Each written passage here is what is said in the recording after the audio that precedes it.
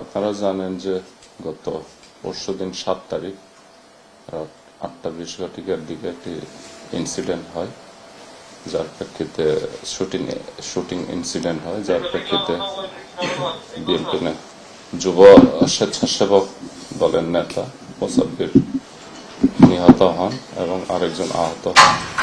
তো এই ঘটনার প্রথম দিনের কিছু ফুটেজ আমরা পেয়েছিলাম, যেগুলো অস্পষ্ট ছিল। গতকালকে আরো বেশ কিছু ফুটেজ পেয়েছি, যেগুলোতে মোটামুটি ভালোভাবে বোঝা যায় যে সাসপেক্টের ফেসটা ভালোভাবে বোঝা যায়। তো আমরা চেষ্টা করতেছি এখনো যে ওই সাসপেক্টের ভিডিও ফুটেজ অ্যানালাইসিস করে সাসপেক্টকে আইডেন্টিফাইড করার চেষ্টা করতেছি। জি, নাম পরিচয় এখনো ওইভাবে পাওয়া যায়নি আমরা, তবে আমরা শীঘ্রই ভালো একটা রেজাল্ট দিতে পারবো বলে আশা করতেছি।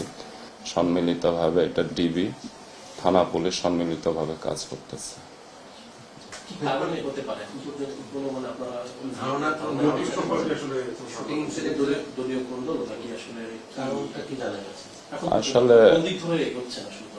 আসলে আমরা এটা সব দিক দিয়ে আগাচ্ছি, যে এটা যেহেতু ওনার স্ত্রী বলে গেছেন যে উনি মরার আগে আশঙ্কা করে গেছেন যে শীঘ্রই তার সাথে এই ধরনের একটা ঘটনা ঘটতে পারে বলে ওনার স্ত্রীর কাছে আশঙ্কা প্রকাশ করছিলেন।